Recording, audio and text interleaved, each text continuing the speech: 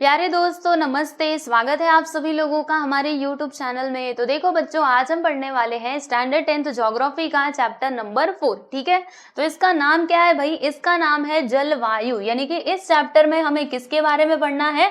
तो जलवायु के बारे में पढ़ना है। तो पहले तो मैं आपको ये जलवायु का जो मीनिंग है ना वो बता देती हूँ। जैसे आप लोग दो शब्द सुनते होंगे, एक तो होता है आप लोगों का मौसम, ठीक है, मौसम, और दूसरा क्या होता है भाई? जलवायु। क्या ये दोनों सेम होते हैं? नहीं, दोनों अलग अलग होते हैं। कैसे? तो देखो एग्जाम्पल के थ्रू हम समझने की कोशिश करेंगे। देखो आपको बताती हूँ, ये जो मौसम है ना भाई, ये अल्पकालिक होता है। यानी कहने का मतलब क्या है? देखो जैसे आज जब मैं सुबह उठी थी ना, तो मैंने क्या देखा कि मौसम कैसा था? ठंडा ठंडा था, यानी ज्यादा गर्मी नहीं हो रही थी। लेकिन जब दोपहर हुई, जैसे अभी दोपहर का टाइम हो रहा है, तो अभी ना काफी ज्यादा गर्मी है। ठीक है, बिना पंखे के हम रह ही नहीं सकते, इतनी गर्मी है। फिर अभी जब शाम होगी तो क्या होगा? वापस से ठंडी हो जाएगी, बराबर। या फिर अगर मैं आपको बताऊं, जैसे बारिश का जब मौसम चलता रहता है, तो अभी देखना अचानक से मतलब धूप रहेगी, फिर अचानक से क्या होने लगता है कि बारिश होने लगती है ना। तो ये सब कुछ जो मैं आपको बता रही हूँ, ये सब किस में आता है? मौसम में आता है। यानी मौसम में ना फ्रिक्वेंटली, यानी कि अचानक से चेंजेस होते रहते हैं। ठीक है, जबकि जलवायु में ऐसा नहीं होता। ये तो हमारा अल्पकालिक होता है भाई, यानी कम समय के लिए होता है। ठीक है, मौसम बदलते रहता है टाइम टू टाइम। लेकिन ये जो जलवायु है ना, ये टाइम टू टाइम नहीं बदलता है। जैसे कि क्या किया जाता है, अगर मान लीजिए किसी एक जगह का हमें जलवायु पता करना है, तो क्या करते हैं वैज्ञानिक लोग? वहां का जो मौसम है, वहां का जो क्लाइमेटिक कंडीशन है, उसको कई सालों तक अच्छे से अध्ययन करते हैं उसका, और फिर जाके बाद में डिसाइड करते हैं कि इस जगह की जलवायु कैसी होने वाली है। ठीक है, मानसून होने वाली है या फिर उष्ण होने वाली है। तो ये सब कुछ डिसाइड करते हैं। ठीक है, कौन डिसाइड करते हैं? वैज्ञानिक लोग। समझ में आया आप सभी लोगों को? यानी जलवायु कैसा है भाई? ये ज्यादा टाइम तक का पीरियड है। ठीक है, और ये जो हमारा मौसम है ना, मौसम क्या है? अल्पकालिक है। ठीक है, तो ये चीज आप समझ गए होंगे। तो देखो आपको बताती हूँ, यहाँ पर हमें इस चैप्टर में दो देशों की जलवायु के बारे में पढ़ना है। कौन कौन से देश है वो? एक तो है आपका ब्राजील और दूसरा है भाई हमारा प्यारा भारत। ठीक है ना।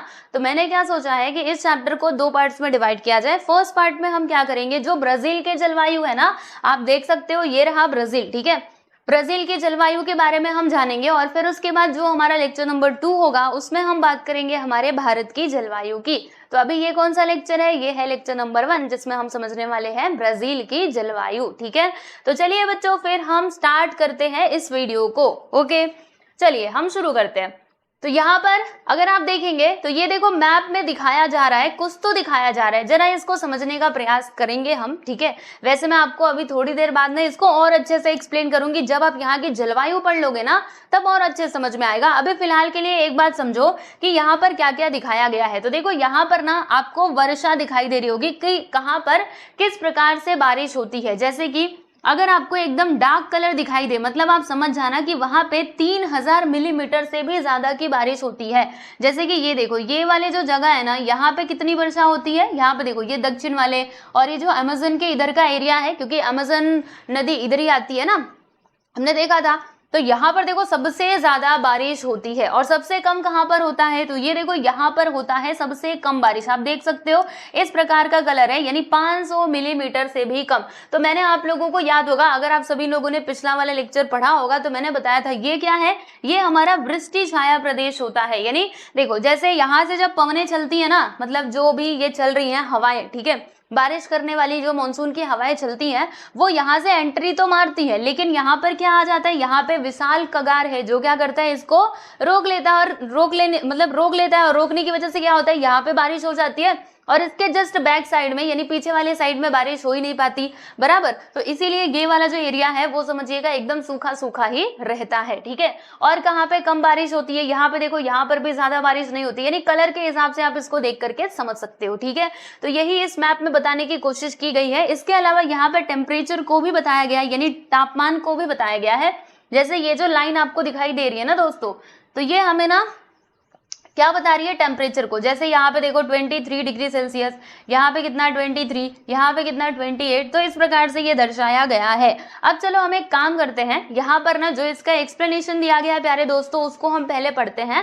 ये देखो भारत की जलवायु है तो इसको तो हम बाद में चर्चा करेंगे। अब आइए जरा हमारे जियोग्राफिकल एक्सप्लेनेशन यानी कि भौगोलिक स्पष्टीकरण पर, जिससे आपको स्पष्ट होगा ब्राजील की जलवायु के बारे में कि ब्राजील में हमें ये सब कुछ डिफरेंसेस क्यों देखने के लिए मिल रहे हैं। ठीक है, तो देखिएगा, अगर मैं ब्राजील के अक्षांशीय विस्तार की बात करूं प्यारे दोस्तों तो ये क्या है, ये बहुत अधिक है। ठीक है, बहुत अधिक है का मतलब क्या हुआ, जो अक्षांशीय विस्तार है, याद है आप लोगों को, हम लोगों ने सेकंड चैप्टर में पढ़ा था कि जो ब्राजील है ना इसका अक्षांशीय विस्तार कहाँ से कहाँ तक है, तो ये जो हमारा इक्वेटर होता है, जैसे ये हमारी पृथ्वी है, ठीक है ना, तो यहाँ पर जो हमारा विषुवत रेखा होता है इसके थोड़ा सा ऊपर, ठीक है, 5 डिग्री तक क्या आता है, ब्राजील आता है। फिर उसके बाद यहाँ पर नीचे तक भी ये पूरा फैला हुआ है, और यहाँ से जो हमारा ये है ना, क्या कहते हैं उसको, ट्रॉपिक ऑफ कैंसर, और एक होता है ट्रॉपिक ऑफ कैप्रिकॉन, है ना, तो कर्क रेखा और ये मकर रेखा, तो मकर रेखा भी कहाँ से होकर के जाती है, वो ब्राजील से ही पास होती है। तो आप सोचिए इसका अक्षांशीय विस्तार कितना ज्यादा है, इसके अंदर से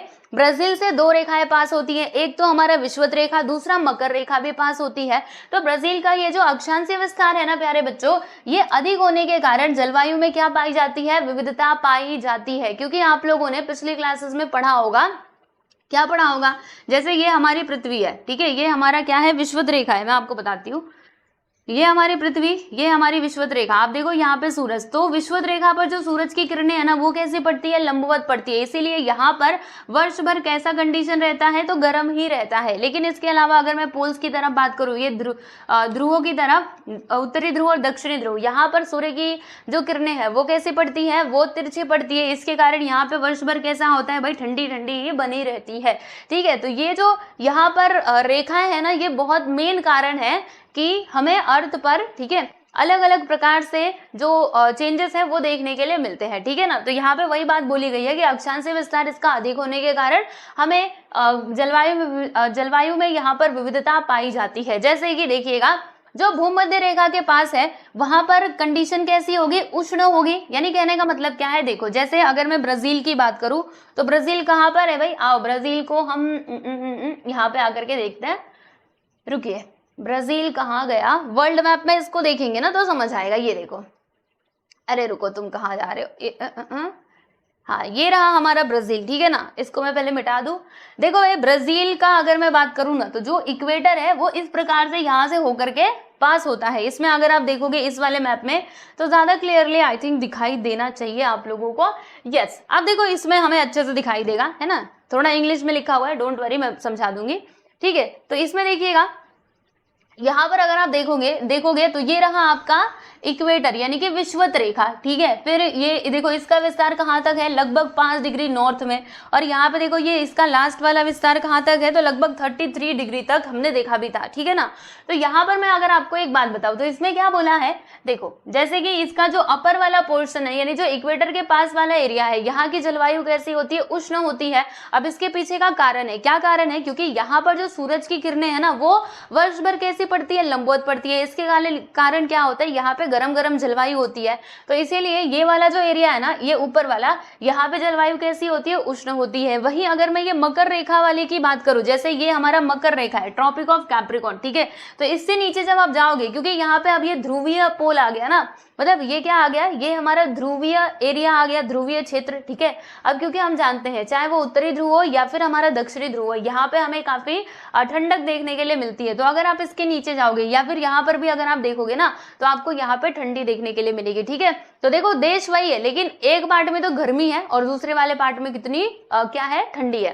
तो यहाँ पे वही बात बोली गई थी कि देखो जैसे भूमध्य रेखा के पास जो है वहां की जलवायु कैसी होती है, उष्ण होती है, और दक्षिण में समशीतोष्ण जलवायु पाई जाती है। यानी कहने का मतलब क्या है, थोड़ा जलवायु वहां पर कैसा होता है, मतलब तापमान कम होता है यानी ठंडी होती है। ठीक है, समशीतोष्ण का मतलब वही हुआ, थोड़ी सी ऐसी कंडीशन रहती है जिसको हम सह सकते हो। ठीक है, दक्षिण पूर्वी और उत्तर पूर्वी दिशा से आने वाली पूर्वी व्यापारिक हवाओं से इस देश में वर्षा होती है। अब अगर मैं ब्राजील की बात करूं तो ब्राजील में वर्षा कहां से होती है भाई, तो जो हवाएं बह रही होती है पूर्वी और उत्तर पूर्वी, मैं आपको दिखाती हूँ। देखिए यहाँ पे हवाएं कौन कौन सी हैं भाई, तो इसमें आप देखोगे तो आपको ये वाले मैप में ज़्यादा अच्छे से दिखाई देगा।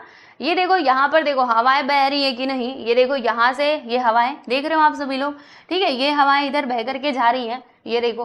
तो ये जो उत्तर पूर्वी और दक्षिण पूर्वी हवाएं है ना, इनसे क्या होती है, ब्राजील में बारिश होती है। तो ये वाला पॉइंट भी आप लोग ध्यान रखिएगा कि दक्षिण पूर्वी और उत्तर पूर्वी दिशा से आने वाली पूर्वी व्यापारिक हवाओं से इस देश में वर्षा होती है। यानी एक हवाएं तो इधर से ये दक्षिण पूर्वी हो गई, फिर ये जो उत्तर पूर्वी हवाएं है ना, ये इस प्रकार से ब्राजील में आती हैं और इसके कारण यहाँ पे ब्राजील में क्या होता है भाई, वर्षा होती है। ठीक है, समझ में आ गया। अब सुनिएगा प्यारे दोस्तों, जो हमारा ब्राजील का उच्च भूमि है ना, अब उसमें भी जो कगार है आप समझिए।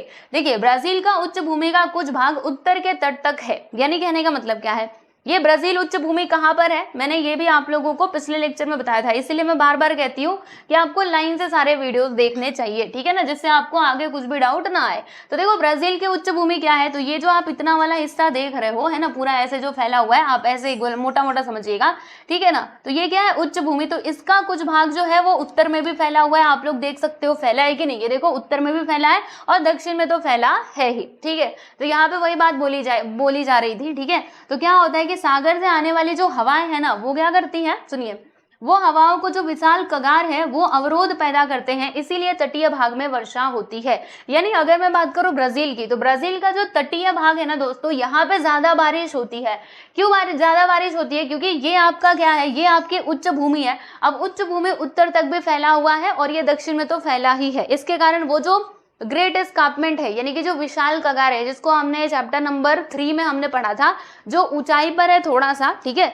तो इसके कारण क्या होता है, जैसे मान लीजिए हवा इधर से अब एंट्री करने वाली है, ये मतलब ये कहती है कि मैं तो अंदर जा रही हूँ, मुझे अब जाने दो, लेकिन ये यहाँ पर क्या आ गया भाई, एस्कार्पमेंट आ गया आप लोगों का, यानी कि विशाल कगार आ गया। इसने कहा भाई तुम रुको, ठीक है, अभी इतनी जल्दी मत करो, पहले इधर बारिश करो और तब जाके आगे जाना। तो इसने क्या किया, इनको रोक दिया, ठीक है। और रोकने की वजह से इन हवाओं ने क्या किया, यहाँ पर बारिश कर दिया। आप सोचेंगे हवाएं कैसे बारिश कर रही है, तो सुनो, यहाँ से जो हवाएं आ रही है ना, वो ऐसे खाली हाथ नहीं आ रही, वो अपने साथ ना मॉइस्चर लेकर के आ रही है, आर्द्रता लेकर के आ रही है, क्योंकि ये समुद्र की तरफ से आ रही है ना, सागर की तरफ से आ रही है, तो इनमें क्या होगी, नमी होगी, और उस नमी के कारण ही तो बारिश होती है। तो इसने रोक दिया, तो अब ये हवाएं ऊपर जाएंगी, ऊपर जा करके बादल बनेंगे और तब जाके यहाँ पर क्या होगा, प्रतिरोधी प्रकार का जो बारिश है वो हो जाएगी, ठीक है। याद है ना आप लोगों को, हमने अलग अलग प्रकार की वर्षा पढ़ी थी जिसमें प्रतिरोधी भी था, तो वो वही वाली वर्षा है, ठीक है। यहाँ पर भी उत्तर में भी कहीं कहीं ये फैला हुआ है, तो यहाँ पर भी हवाएं कहती है मैं मुझे अंदर जाने दो,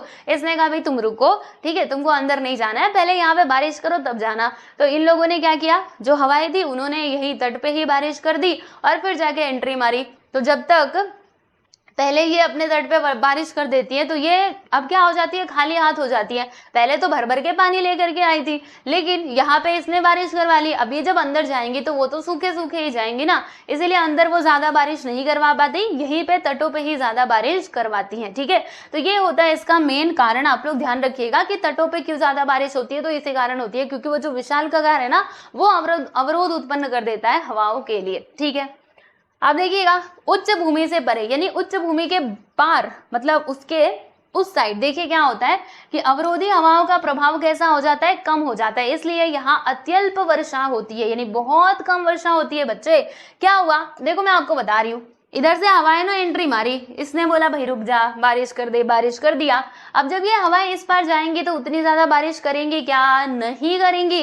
तो इसीलिए यहाँ पर, ठीक है, यहाँ पे तो ज्यादा बारिश हो गई तटीय प्रदेश में, लेकिन जब इस साइड जाते हैं तो यहाँ पे ये कम बारिश करवाते हैं, बराबर। और यहाँ पर तो अगर मैं आपको बताऊं ना, यहाँ पर इतने वाले एरिया में क्या हो जाता है, ये हमारा अनावृष्टि छाया प्रदेश कहलाता है, यानी आप समझ लेना कि यहाँ पे पूरा सूखा सूखा ही रहता है, यहाँ पे बिल्कुल भी बारिश नहीं हो पाती है। यहाँ पे आप देखिएगा दिखा रही हूँ मैं आप लोगों को अनावृष्टि वाला प्रदेश, ये देखो, ये यहाँ पे बनाया भी गया, देख रहे हो ये कलर है ना।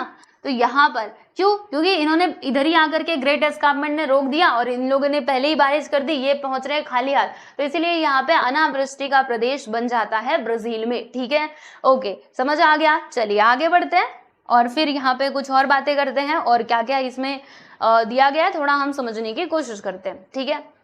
तो चलिए देख लीजिए इसको और क्या होता है, ब्राजील में यह वृष्टि छाया का प्रदेश कहलाता है, जहाँ पे बहुत कम बारिश होती है, वहां की बात की जा रही है। और यह प्रदेश पूर्वोत्तर दिशा में पाया जाता है, मैंने आपको बताया वो पूर्वोत्तर दिशा में ही था ना, यहाँ पे ड्रॉट क्वाड्रिलेटरल, ठीक है। और इस शुष्क प्रदेश को क्या कहा जाता है, अनावृष्टि चतुर्भुज के नाम से जाना जाता है। अनावृष्टि चतुर्भुज का मैं ना आपको यहाँ पे चित्र दिखाना चाहूंगी, ये देखो अनावृष्टि चतुर्भुज देख रहे हो, मतलब पूरा सूखा ही पड़ जाता है, यहाँ पे बारिश हो ही नहीं पाती। क्यों नहीं हो पाती है, क्योंकि पवनें आती हैं खाली हाथ आई तो कुछ लेके आई ही नहीं, है ना, इसीलिए ये लोग बेचारी बारिश नहीं करवा पाई। समझ में आया? हाँ, तो ये होता है इसका कारण, ठीक है। चलो भाई, अब कुछ और बातें समझते हैं ब्राजील को ही लेकर के।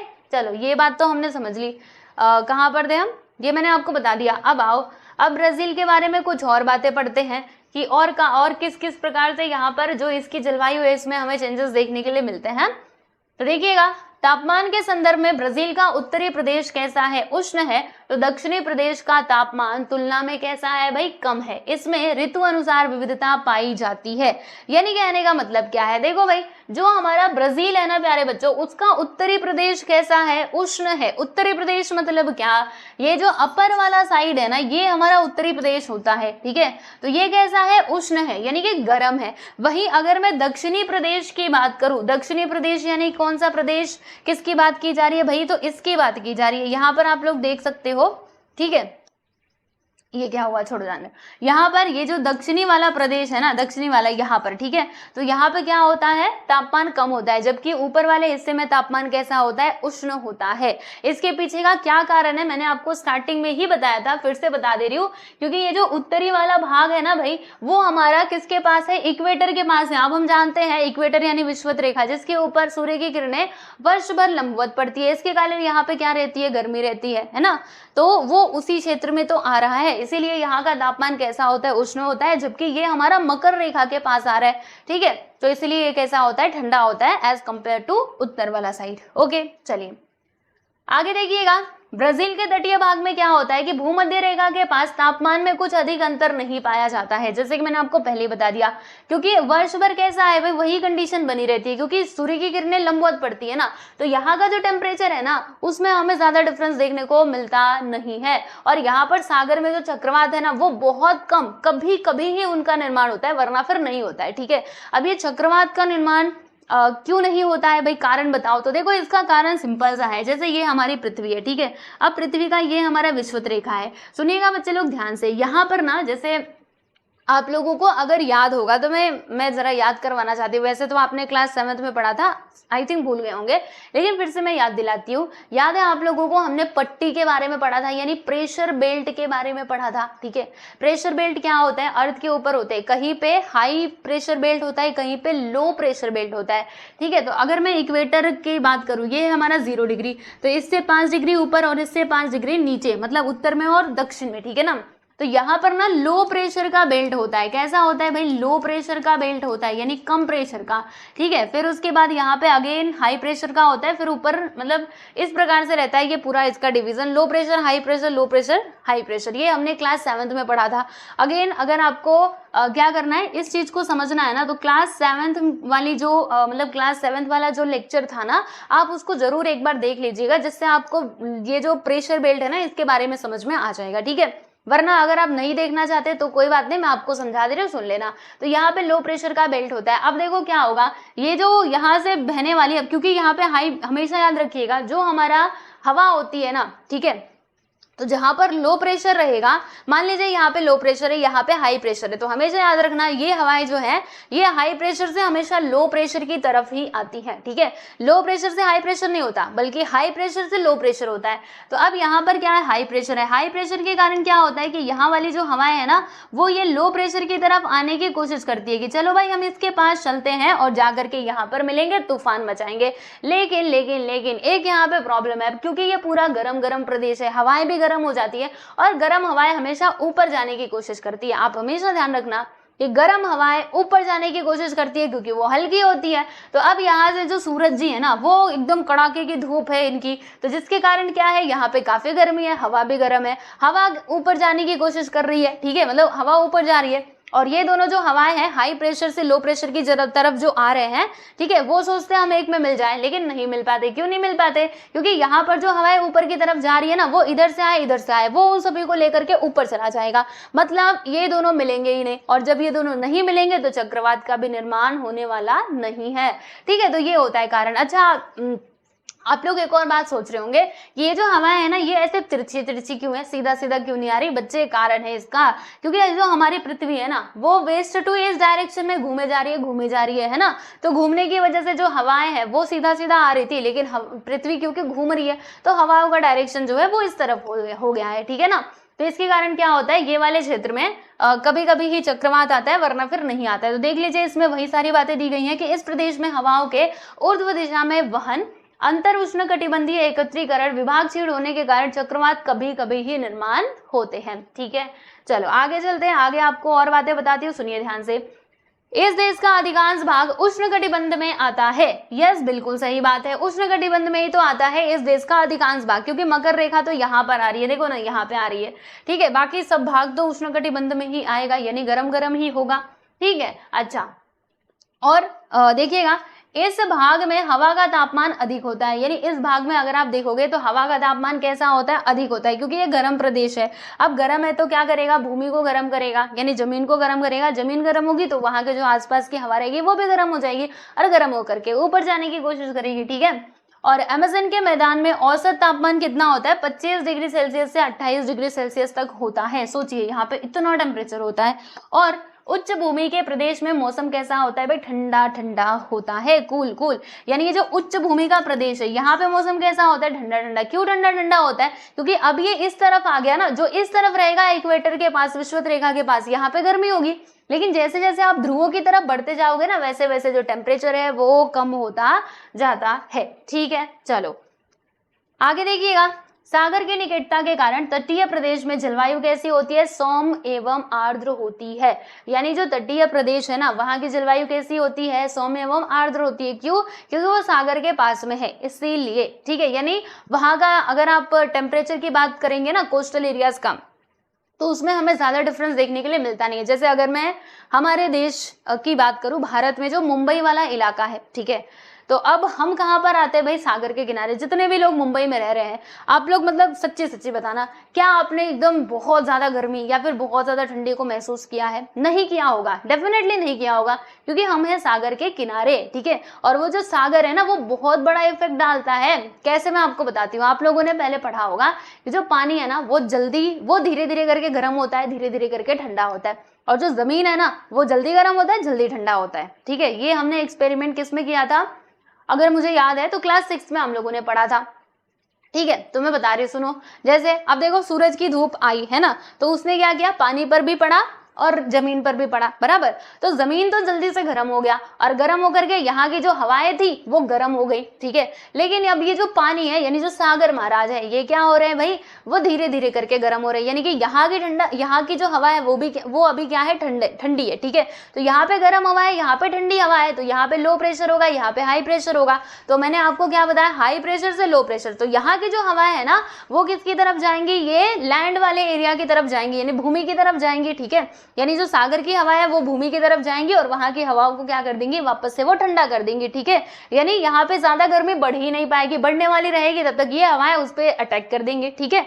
तो ये तो दिन की बात हो गई। अब देखो रात में क्या होगा? रात में सूरज भगवान जी चले गए, तो अब ये जो हमारी जमीन है वो तो जल्दी से ठंडी हो जाएगी, क्योंकि इसकी प्रॉपर्टी है, जल्दी ठंडी होती है, जल्दी गर्म होती है, तो अब ये ठंडी हो जाएगी। लेकिन ये जो पानी अब जो उबल रहा था, इतना गर्म हो चुका था सूरज की धूप के कारण, ये धीरे धीरे करके ठंडा हो रहा है। अभी धीरे धीरे करके ठंडा होगा, पूरे सुबह तक वो ठंडा होगा, जबकि जमीन तो ठंडा हो चुका है। तो जमीन ठंडा होने की वजह से यहाँ की जो आसपास की हवाएं हैं वो कैसी हो चुकी है? ठंडी हो चुकी है, ठीक है। मतलब यहाँ पे क्या है? हाई प्रेशर है, जबकि पानी में अभी भी हवाएं कैसी है? गर्म है, क्योंकि वो धीरे धीरे करके ठंडा हो रहा है ना।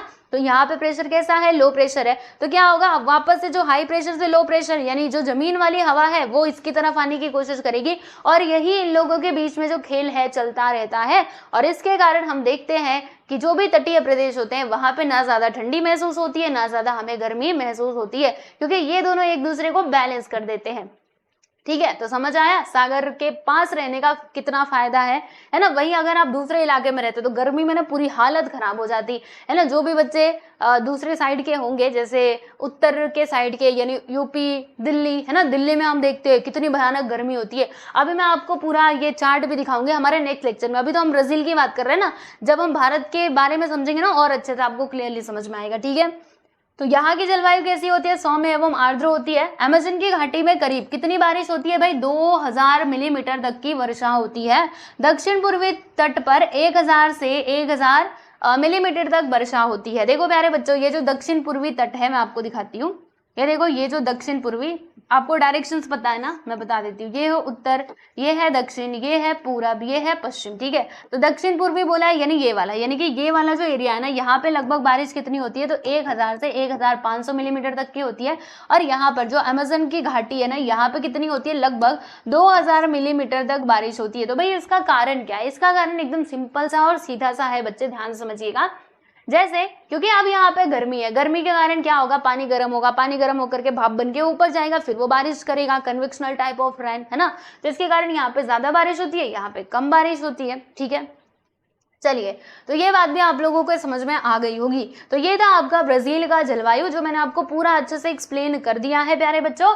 अब ये जो चार्ट दिया गया ना, इसको समझ लेना चाहिए हम लोगों को, बाकी इससे भी हमें पहले समझ लेना चाहिए। देखिए, जैसे आप इसमें देख सकते हो, ये जो ब्राजील है, ये ब्राजील का मैप है, इसमें वर्षा को बताया गया है और यहाँ का जो टेम्परेचर है उसको बताया गया, और जो प्रमुख हवाएं हैं वो भी। देखो, जैसे मैं आपको समझाती हूँ, पहले हम बारिश की बात करेंगे। तो जहां पे आपको ऐसा पूरा डार्क वाला कलर दिखाई देगा, आप समझिएगा कि वहां पे बहुत ज्यादा बारिश होती है। तो देखो, इसके ये जो तट वाले इलाके हैं भाई, यहाँ पे ज्यादा बारिश हो रही है, आप देख रहे हो कि नहीं, ये देखो यहाँ पे ज्यादा बारिश होती है। क्यों यहाँ पे ज्यादा बारिश हो रही है, क्योंकि यहाँ पे आ जाता है विशाल कगार। तो हवाएं तो बह करके जा रही है कि मैं तो बारिश करूंगी ब्राजील में, लेकिन यहाँ पर ही आगे भाई रुक जा तू, है ना, तेरे को अंदर जाने का ही नहीं है, तू इधर पहले बारिश करेगा तब जाके अंदर जाएगा। अब ये हवाएं भी बेचारी मजबूर है ना, उन्होंने यहाँ पे क्या किया, बारिश कर दी, इधर भी बारिश कर दी, और तब जाके ये एंट्री मारी इन लोगों ने, है ना। तो क्या होता है, यहाँ पे ये ज्यादा बारिश करवाएंगे, फिर अंदर जब एंटर मारेंगे तो यहाँ पे कम बारिश हो जाती है। फिर ये देखो, अमेज़न के पास का जो इलाका है, यहाँ पे ज्यादा बारिश होती है, ठीक है। तो क्यों, इसके पीछे का भी कारण है, क्योंकि यहाँ की जलवायु कैसी रहती है, उष्ण रहती है, गर्म रहती है, तो भाप बन करके ऊपर जाता है पानी, फिर वो बारिश, मतलब पानी ऊपर गया है तो बारिश तो होगी ना। तो ये कारण हो सकता है। आप देखो, यहाँ पर ये वाला जो क्षेत्र है भाई, ये हमारा अनावृष्टि छाया वाला क्षेत्र है ना, वो क्या कहते हैं, ड्रॉट क्वाड्रिलेटरल। क्यों, क्योंकि देखो, बारिश तो इन लोगों ने तटों पे कर दी, फिर जब ये इधर जा रही है हवाएं, तो यहाँ पे बिल्कुल भी बारिश नहीं करेंगी, क्योंकि इधर पानी ही नहीं मिला इन लोगों को, है ना। सूखी सूखी हवाएं अंदर गई तो कहाँ से बारिश करेंगी भाई। और देखो, तट के पास यहाँ पे आपको ज्यादा बारिश देखने के लिए मिल रहा है, ये आप देख सकते हो, यहाँ पे ज्यादा बारिश हो रही है, अगेन यहाँ पे कम हो जा रही है। तापमान की अगर मैं बात करूं, तो तापमान देखो भाई, यहाँ पे थोड़ा कम है, यहाँ पे 18 डिग्री सेल्सियस, यहाँ पे 23 है, यहाँ पे 28 है, इधर 28 है, इधर 28 है, इधर 23 है, ठीक है, इधर है 23। तो यहाँ पे आप देख सकते हो, उत्तर वाले साइड में जो टेम्परेचर है ना, वो काफी ज्यादा है, आप देख सकते हो उत्तर वाले साइड में, जबकि दक्षिण वाले साइड में टेम्परेचर कम है। और जब आप इधर मकर रेखा के नीचे आ जाओगे ना, तब तो और भी टेम्परेचर कम है, ये देखो 18 डिग्री सेल्सियस तक पहुंच गया। तो ये सब इसके कारण हो सकते हैं। प्रमुख हवाएं देखो, यहाँ से ये दक्षिण पूर्वी और ये दक्षिण पूर्वी, ये उत्तर पूर्वी हवाएं जो है वो बहती हैं, ब्राजील में जाने की कोशिश करती हैं, ठीक है। तो ये मानचित्र में ये सब कुछ बताया गया था, समझ में आया। अब इस मानचित्र को मैंने आपको एक्सप्लेन कर दिया है, तो यहाँ पे जो प्रश्न दिए गए ना, आप इनका उत्तर खोज सकते हो बहुत ही आसानी से। जैसे एक प्रश्न का उत्तर मैं आपको बता देती हूँ, देखो, मानचित्र की समताप रेखाओं का विचार कर बताइए कि ब्राजील में औसत तापमान की श्रेणी कितनी है। बच्चों, औसत तापमान बताना है, यानी जो सबसे ज्यादा तापमान है ब्राजील का वो कितना है, 28 डिग्री सेल्सियस, और सबसे कम क्या है, 18। अब दोनों का औसत आप निकाल लो, यानी दोनों को जोड़ करके 2 से भाग दे दो, 8 8 16, 2 1 3 1 4, यहाँ 46 आ गया, डिवाइड कर दो 2 से, 2 दूनी 4, और यहाँ पे कितना आएगा, 2 3 6, यानी कि 23 डिग्री। 1 मिनट, 23 डिग्री कैसे आएगा भाई, ये तो गड़बड़ हो गई, है ना। मतलब रुको, इसमें से आप इसको घटा दो ना, फिर आपको पता चल जाएगा, है ना, डिफरेंस कितना है, ठीक है। तो इस प्रकार से आप क्या कर सकते हो, इसका जो औसत तापमान है वो आप निकाल सकते हो, बराबर। चलो, उसके बाद यहाँ पर बोला गया है कि किस भाग में अधिक वर्षा होती है। तो किस भाग में अधिक वर्षा होती है, ये भी आप इधर से देख करके समझ सकते हो, है ना, कि यहाँ पे ज्यादा बारिश हो रही है, जबकि ये किनारे वाले साइड में ज्यादा बारिश हो रही है ना। तो इसी प्रकार से और भी जो प्रश्न दिए गए हैं उनके उत्तर आप इजिली खोज सकते हो, उसको जरूर आप खोजने की कोशिश कीजिएगा, ठीक है। अब देखो, इसमें आपको देखो बारिश भी बताया गया है, ये वाले मैप में। जैसे ये हमारा एंडीज पर्वत है, पता है ना आप लोगों को एंडीज पर्वत से क्या होती है, अमेज़न नदी की शुरुआत होती है, ये हमने पिछले वाले लेक्चर में देखा था। ठीक है, लाइन से सारे चैप्टर्स पढ़ा करो जिससे आपको आगे कोई डाउट नहीं आने वाला। तो एंडीज पर्वत से, जो पेरू में एंडीज पर्वत है वहां से अमेज़न नदी की शुरुआत होती है। ठीक है, तो यहाँ पर देखिएगा बारिश कितनी है 1600 मिलीमीटर, और ये देखो 21 डिग्री है ना, ये 21 डिग्री सेल्सियस तक यहाँ का क्या होता है, तापमान होता है। फिर उसके बाद थोड़ा हम आगे जाएंगे तो ये आ जाता है अमेज़न नदी का मैदान, जहाँ पे कितनी बारिश होती है, तो 2000 मिलीमीटर तक की वर्षा होती है, और यहाँ का तापमान कितना होता है 28 डिग्री सेल्सियस। फिर इसके आगे जाएंगे तो पैराग्वे पराना नदी का मैदान। ठीक है, ये देखो ये जो पैराग्वे पराना नदी का मैदान है प्यारे बच्चों, यहाँ पर बारिश कितनी होती है, तो यहाँ पे बारिश कम हो जाती है, यहाँ का तापमान भी कम हो जाता है। तो इसके पीछे का भी कारण है, क्यों, क्योंकि अब हम धीरे धीरे साउथ की तरफ जा रहे हैं, नीचे की तरफ जा रहे हैं ना, इसीलिए। ठीक है, फिर जो ब्राजील की उच्च भूमि है भाई, यहाँ पे तो और कम बारिश होने लगती है, कितना 600 मिलीमीटर, 1200 मिलीमीटर तटीय प्रदेशों पर। देखो यहाँ पे तटीय प्रदेश में ज्यादा होती है, जबकि ब्राजील की उच्च भूमि में कम होती है, और यहाँ का जो टेम्परेचर है वो भी अप डाउन होता रहता है। ठीक है, तो ये है ब्राजील का जो जलवायु है, इसके बारे में समझ आ गया आप सभी लोगों को। और यहाँ पे एक और चार्ट जो है, इसको भी हम जरा एक बार देख लेते हैं। देखिए ब्राजील के जो अलग अलग शहर है ना, वहां का जो तापमान है और बारिश है उसको यहाँ पे दर्शाया गया। चलो जरा हम इसको भी समझते हैं। जैसे कि ब्राजील में एक शहर है भाई मेनोस, ठीक है ना, मेनोस कहाँ पर आता है, देखो ये यहाँ पर आता है, बराबर। देखो ये ब्राजील का पूरा मैप है, तो यहाँ पर क्या आता है, मेनोस आता है। तो वहां पे आप देखिएगा बारिश कब कब होती है, कैसे कैसे होती है। तो यहाँ पे बारिश बताया गया मिलीमीटर में।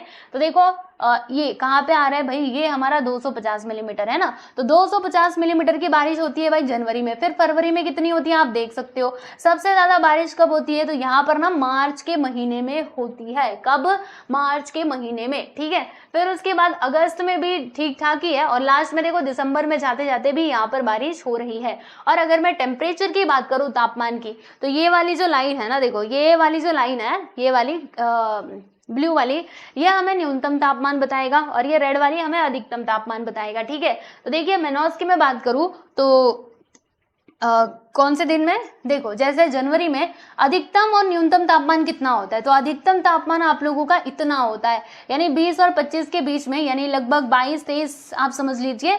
और सबसे ज्यादा टेम्परेचर कहाँ तक, सबसे यहाँ पे क्या है, ये मैक्सिमम बता रहा है और ये मिनिमम बता रहा है। मिनिमम टेम्परेचर कितना होता है भाई, तो ये देखो ये ऊपर जाओगे तो 32 के लगभग आएगा, है ना, 30 से 35, यानी 32 या फिर 31 के लगभग आएगा। तो यहाँ से आप समझ सकते हो कि इसका जो टेम्परेचर है ना, इसमें हमें ज्यादा फ्लक्चुएशन देखने मिल नहीं रहा है, यानी लगभग सेम ही तो है। देखो ये तो पूरा कांस्टेंट ही चल रहा है, बाकी ये भी थोड़ा बराबर पे चल रहा था, लेकिन फिर यहाँ पे थोड़ा सा उछाल आया, थोड़ा सा ये ऊपर गया, फिर जाके नीचे चला गया, है ना। तो ये मेनोस की बात चल रही थी, जो यहाँ पे उत्तर वाले साइड में आता है हमारे ब्राजील के। ठीक है, फिर उसके बाद बेलम की बात करेंगे, तो बेलम कहाँ पर आता है दोस्तों, आप देख सकते हो, ये देखो अमेज़न नदी का जो मुहाना है ना, उसके आसपास में आता है हमारा बेलम। ठीक है ना, तो इसमें देखिएगा इसमें कितनी बारिश होती है, तो यहाँ पर देखो जनवरी फरवरी मार्च अप्रैल मई, है ना, तो इस टाइम पे यहाँ पे ज्यादा बारिश हो रही है, लगभग कितना, देखो मैक्सिमम है 450 मिलीमीटर के लगभग। ठीक है ना, फिर उसके बाद अगर मैं टेम्परेचर की बात करूँ, तो टेम्परेचर भी आप यहाँ पे नोटिस करोगे